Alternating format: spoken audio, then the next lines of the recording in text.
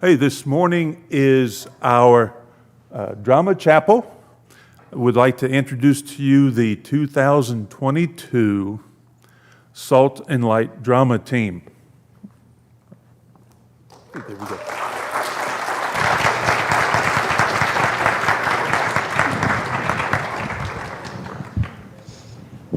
Hello, welcome to the Salt and Light Drama Team 2022 performance called Powerless. We thank you so much for coming out. My name is Elisa Menning. I am the student team leader. I am originally from Bayside, Wisconsin, and am majoring in the Missions TESOL major. And in the drama performance, I perform as Mandy Johnson. My name is Sierra Bachman. I'm a junior in the Missions major. I'm from New Jersey, and I play Grandma. I am James Barron from Lime Springs, Iowa. This is my first year on the drama team. I am a freshman in the one-year Bible certificate program, and I will be performing as Luke Johnson. Hello, my name is Grace Roan, and I'm from Prince George, Virginia. I am a freshman in the elementary education major. This is my first year on the drama team, and I play Charlotte Gill. My name is Joshua Chong, and I'm from Illinois. I'm in the one-year Bible certificate, and this is my first year on the drama team, and I'll be playing Terry Gill. I'm Kat Roberts. I am in the Missions TESOL program as a sophomore. I've been on the drama team for 2 years, and I'm from Princeton, West Virginia, and I'll be playing the DHHR worker, Jordan Petrie. I am Anna Springer. I'm in the 4-year program in the missions program. This is my first year on the drama team, and my role is the sound tech.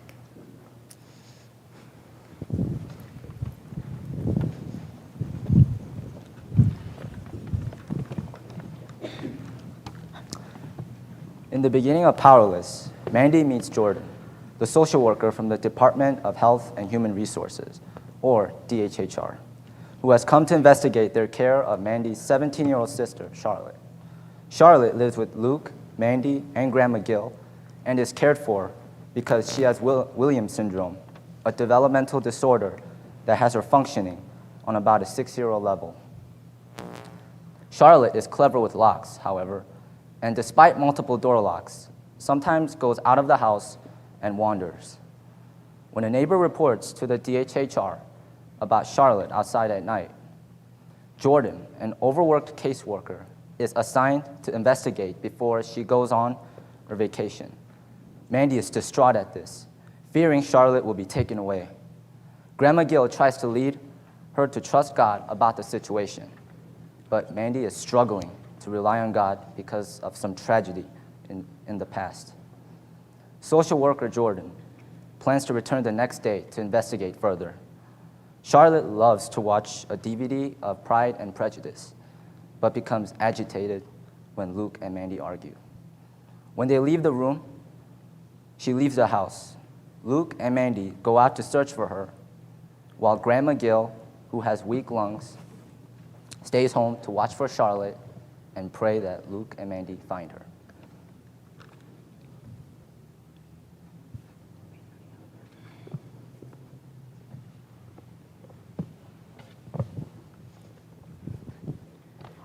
Grandma, we're home. Oh, I was so relieved to get the call that you found her. Charlotte, dear, why do you wander off? I've already tried asking her that, Grandma. She doesn't have an answer that makes sense. Is it storming out? Wind sure has picked up. I'm glad we found her when we did, otherwise she might have been blown away. It looks like we're in for a bit of a storm.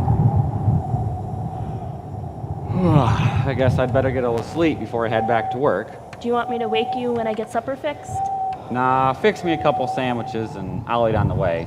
I've only got about 5.5 hours left and I want to spend it all sleeping. So many hours. I'm too tired to eat, Grandma. It took almost all day to find her. You should have let me call the police or somebody from the church to help search. And have the DHHR know that we lost her again? I was so scared. I was terrified that we wouldn't find her without help, and even more terrified that if we asked for help, the DHHR would find out what happened. I don't know what to do. I don't know how to keep Charlotte from running off, Grandma. You're wrong about not having help, Mandy. God was there, guiding you, helping you to find her in His time. Oh, I wish you understood you're not alone in this. You're trying to carry a burden all by yourself when God wants to carry it for you. I wish I could believe that. I really do. We missed our Bible study this afternoon. But why don't you make tea and sandwiches for you and Charlotte, and we'll look into God's Word while you eat. Aren't you hungry? I had some tea and toast about an hour ago. Don't worry, I didn't lift anything that weighed more than a few ounces. I'm following doctor's orders.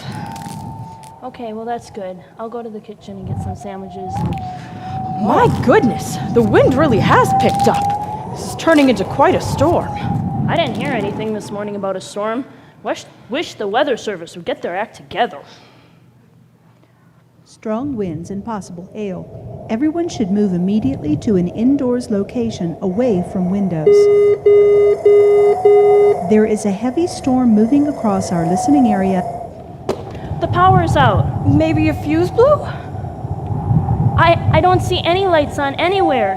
Mandy! Grandma! Mandy!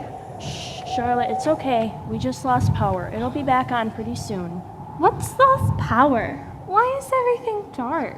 Having the power out means we don't have any electricity. Anything that plugs into the wall won't work while the power's out. What plugs into the wall? You know, like the television. See? Can I watch more Pride and Prejudice? No, Charlotte. There's no TV because there's no power. No TV, no power. But we have the DVD. You can put it in the DVD player. No, Charlotte. The DVD player needs power to work too. No DVD, no power. Don't worry, honey. They didn't have any electrical power in the old days, like in the days of Elizabeth and Mr. Darcy. And they did just fine. We'll have an adventure. Can we wear our bonnets and dress up like Elizabeth and Jane and Miss You Bingley? may not want to put on heavy clothes and hats, Charlotte. No power means no air conditioner. So if the power's out for very long, it's going to get pretty hot in here. Come on, let's go to the kitchen and have a sandwich. Okay. We'd better make it a peanut butter sandwich so we don't have to open the refrigerator.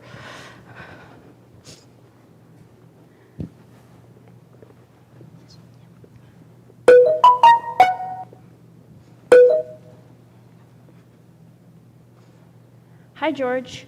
Do you have power on at the store? Everywhere? How can the whole town be without power? Most of the state? And other states too? But do they know when the power will be back on?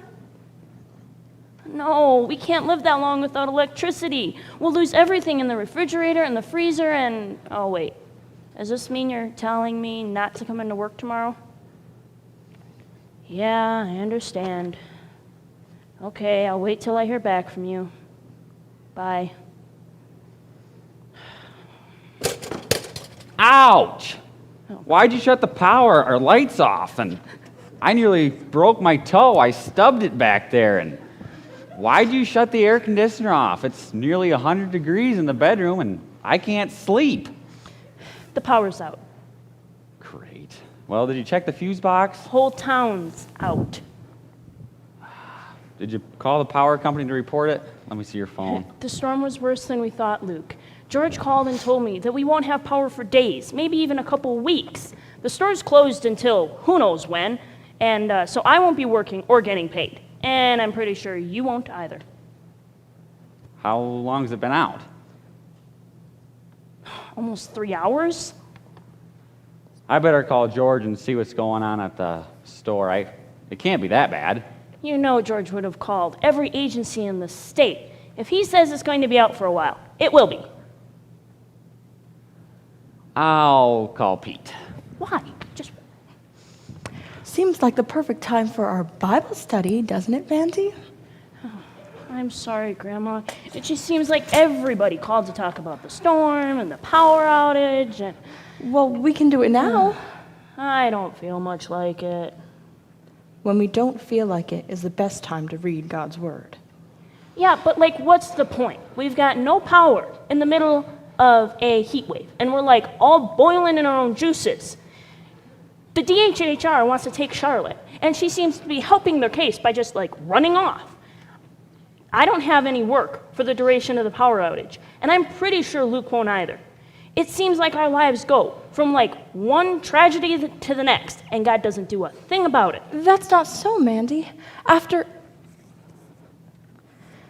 our great sadness last year, it seemed things couldn't be much worse. Doctor told me I couldn't live alone anymore, and that came just as you and Luke and Charlotte needed a place to live. We've made it work here, haven't we? Yeah, you've always been there for me and Charlotte, and you've always been there for me and Charlotte, Grandma. And God's been here for us too.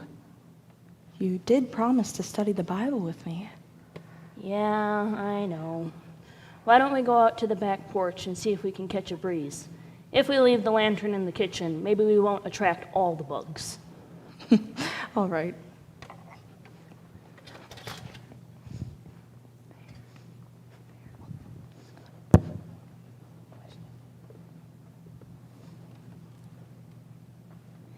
My hair is totally flat. Do you see how it's flat? It looks fine, darling.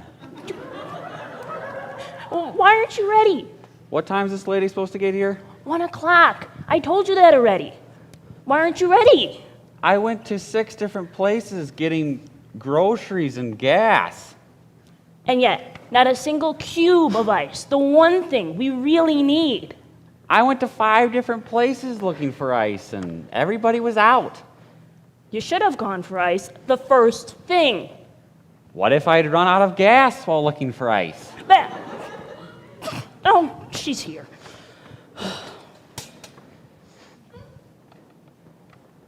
Hi, I'm Luke Johnson. You must be with the Department of Health and Human Resources? Yes, I'm Jordan Petrie. Come on in and have a seat.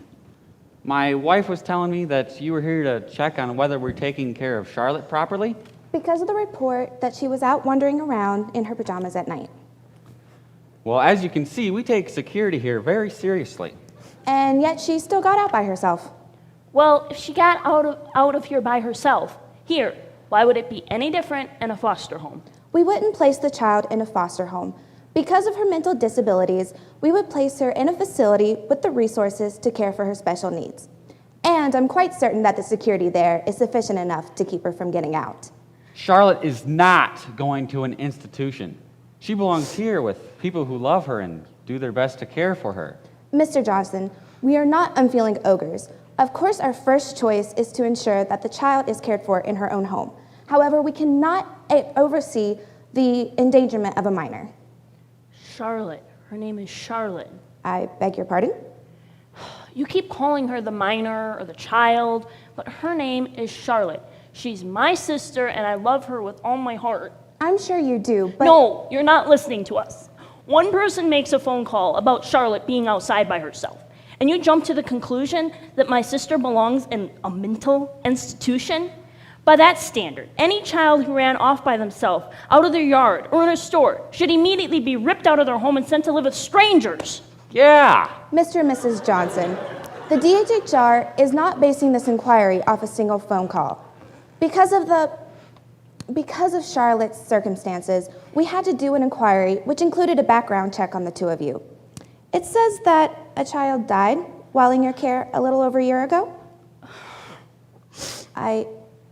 I'm sorry to have to bring up such an obviously painful incident. Incident? Our baby boy died when our house caught on fire. It was a bit more than an incident. I see. Well, you have my deepest sympathy for your loss.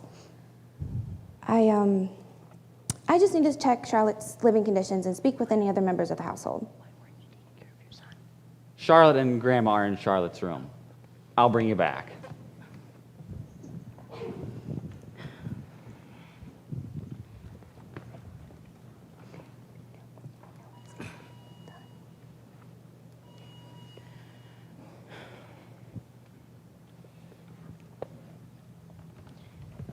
Terry, I told you I didn't ever want to see you again.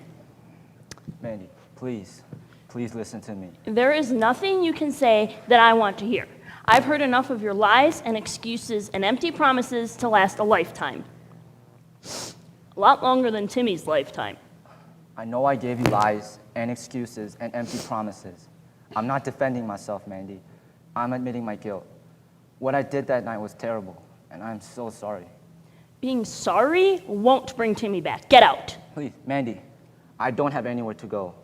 The place I'm staying at is closing down because there's no electricity. Go to a shelter. They were asking people at the shelter if they had family in the area. I said I did, and they asked me to go to family, if at all possible, because the shelter is way too overcrowded. You don't have family here. Terry? I hear Terry.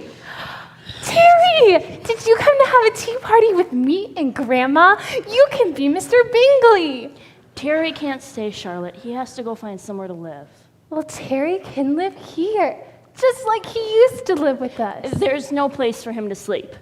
I can sleep on the couch. No. Yay! What's all the excitement about? Terry's going to live with us again. What? Yeah, that was not. I just have one or two more questions for Charlotte. Terry! Oh, Terry, it's so good to see you. Oh, Hi, Grandma. How are you? I'm rejoicing in the Lord's blessings. He is so good. Yes, he is. Terry's going to live with us. Terry's going to live with us. I take it this is your brother Terry? Yes. And he's going to be moving in here. There's adequate room for 4 people here, right? This will be a very temporary situation while the power's out. That's what families do. They help each other out in a crisis. Well, yes. I just wanted to ask Charlotte why she unlocks the door and goes out. Terry's going to live with us. Terry's going to live Charlotte, with us. the lady asked you a question. You need to answer it. Huh? Why do you unlock the door and go out? I don't know. But there must be a reason. What happens right before you go outside? I open the door. No, before you open the door. I unlock the locks. I can do them all. I'll show you. No, sweetie. You don't need to show the lady. No, what happens before you unlock the locks and open the door and go outside?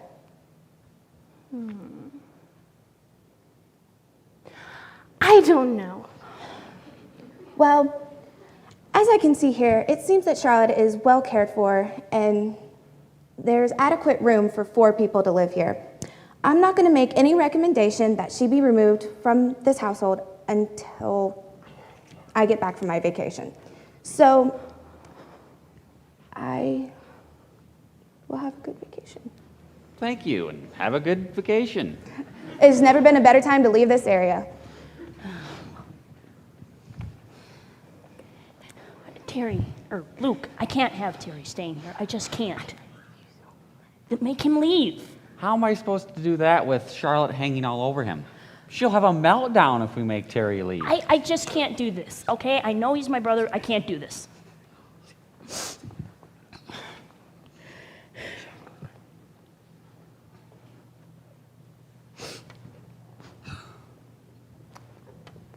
I'm sorry. I don't want to cause any trouble. It's a little late for that. Why are you here, Terry? Nothing good could come of it. I'm hoping it can, Luke. I want to make amends. Amends. You think you can make amends for killing my son? Mandy, just... No. You promised us you weren't drinking anymore. You swore to us that you'd never take another drink as long as you lived. I believe were your exact words.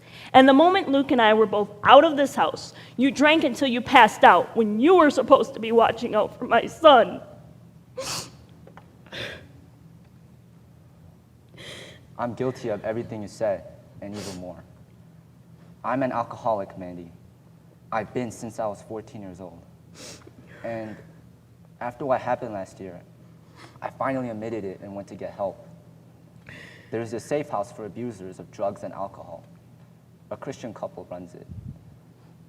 It took me a while to understand that my whole life I played at being a Christian. I go to church when I couldn't get out of it.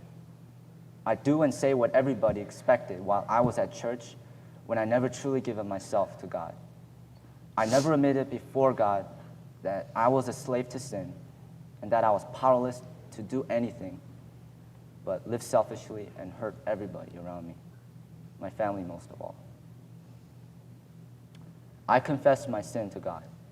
He forgave me, and He's given me the strength to live without alcohol. Listen, I know I don't deserve your forgiveness, Mandy, Luke, but I want you to know that I was responsible for what happened. I'm so sorry. You didn't start the fire, Terry. But I should have saved Timmy. Even if you hadn't been drinking, there's no guarantee you could have saved him. You're acting like you don't think he's guilty. I've been thinking for quite a while that we've put a lot of blame on Terry, and maybe he didn't deserve all of it. Of course he's to blame. You might think that God has forgiven you, but I never will. You killed my son, and I will never, ever forget it. I'm sorry about Mandy, Terry. I guess you'll just have to give her more time. I'll just pray that she'll forgive me. But I hurt her bad, Luke. I hurt both of you. Yeah. So you really haven't had a drink for a year? 11 months, 26 days. Not since when I gave my life to God. Like I said, God forgave me for all my sins, Luke, even when I didn't deserve it. I never just felt peace before, just always wanted something to make the pain go away. But God gave me forgiveness and peace, and all I want to do is tell everyone how amazing He is. Yeah, that's great. You got any luggage? Yeah, some duffel bags outside. I'll help you bring them in.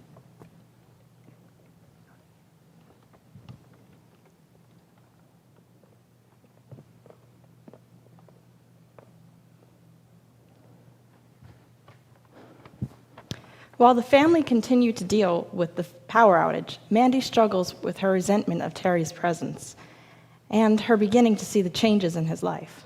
While Grandma Gill's breathing problems become critical, Mandy is forced to rely on Terry to care for Charlotte as she and Luke take Grandma to the hospital.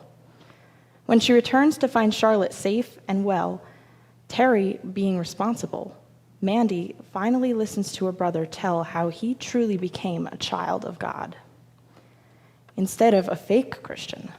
As Mandy realizes she is powerless without a real relationship with God, she submits herself to humbly accept Christ as Savior. The drama ends with a challenge to the audience to examine themselves to see if they truly belong to God.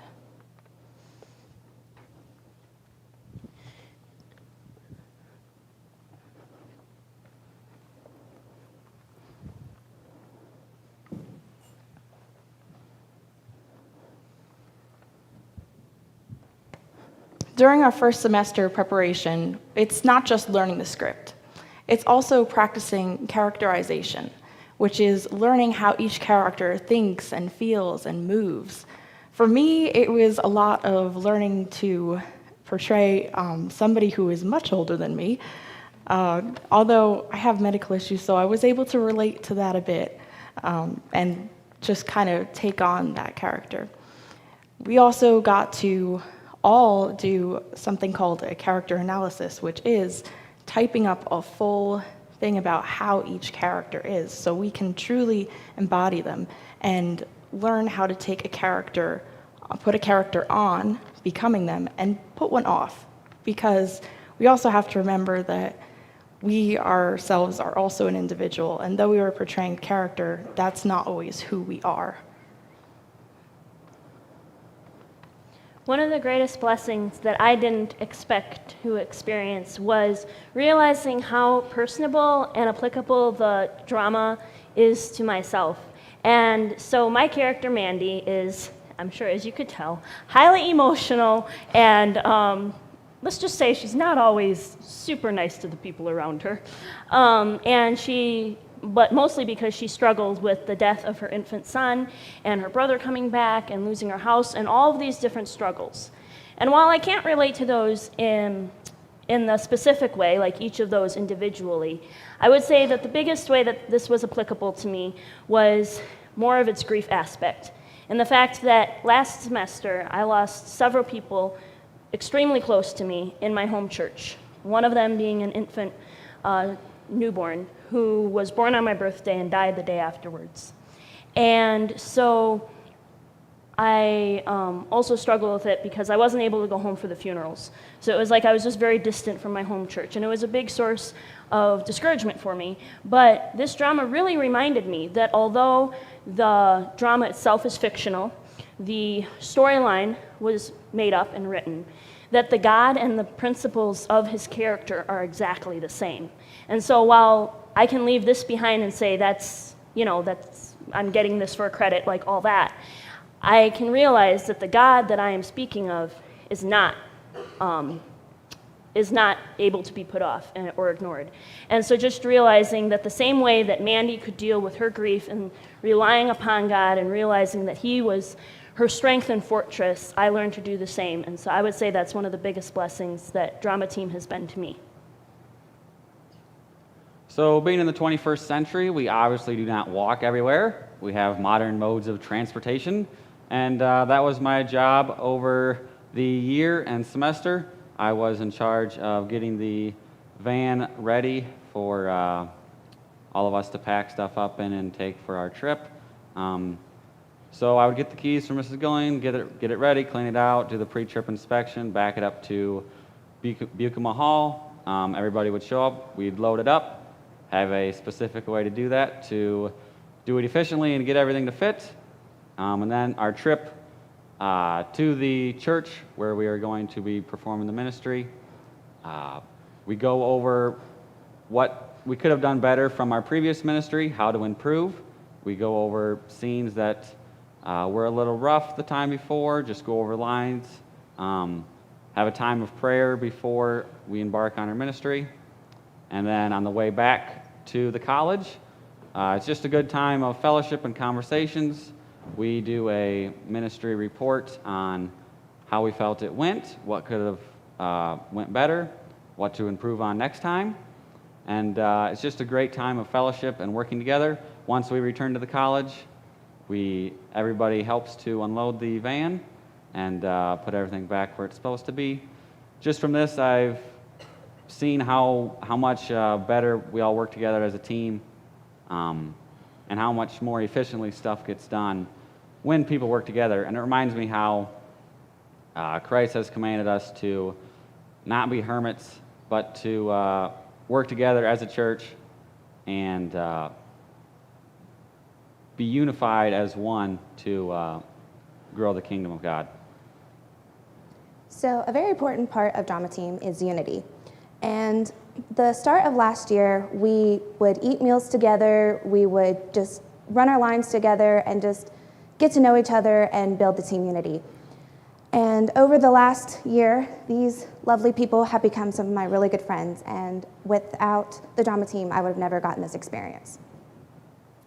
One of my favorite parts about being on the team is meeting all of the new people at the various churches we get to minister at.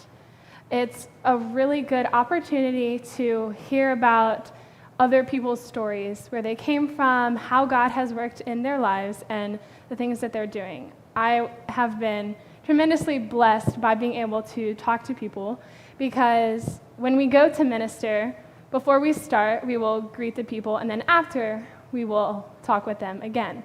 And sometimes they will feed us, which we really appreciate because people always have really good food. But more than that, it's a really good time to sit down and not be worried about the ministry or what we did or how it's going to go, but to just really talk to these people. And so that has been something that has really blessed me. So at the beginning of the semester for me, I knew I wanted to be on a team of some kind, but I knew Mr. Yao would have rejected me for singing. So I didn't try out for Gospel Heralds or any of the sound or music ability. But I knew the Lord wanted me to be on a team of some kind, and so I started just thinking about how I could get on a team or in a group in order to serve the Lord in that way. And Grace, not Grace, Elizabeth and Sierra showed up at my door knocking and begging me. They're like, please, we will not have a drama team without you. Very dramatic, and said if I wasn't going to be the sound tech, there would be no drama team. So all the pressure was on me to join the drama team. So I prayed about it for a little bit, and the Lord was like, this is a great opportunity. You can visit churches and get to know new people and get to know all of these guys and just experience the role as a sound tech. And I've had quite a few years of experience in a sound booth. I've been working in a sound booth since I was like a freshman in high school, but every soundboard is different and many things can go wrong, but the Lord has been faithful throughout this whole experience, and it's been a great experience and a learning curve to push you out of your comfort zone, to stand up here in front of all of you guys. But yeah, it's about serving the Lord and getting out of your comfort zone, so it's been a blessing. So practicing is fun, but going out to places and sharing all the hard work and diligence that you've built during the year is where the real fun begins. But I got to admit, however, that our ministry got off to a really rocky start due to two people, including me, coming late to prepare for our first ministry. And we've had some really difficult moments on stage that night. And after that, we didn't get to minister for like another whole month because of the crazy weather we've been getting lately, and a team member getting sick, getting food poisoning. So there were problems that were inside and outside of the team. Well, our most recent ministry, was when everything got much better. And everything was smooth, everything was on point, and we just got started. We only got halfway during the semester, and I do really hope to experience the success that God will eventually lead all of us to as a team that's very passionate in serving Him.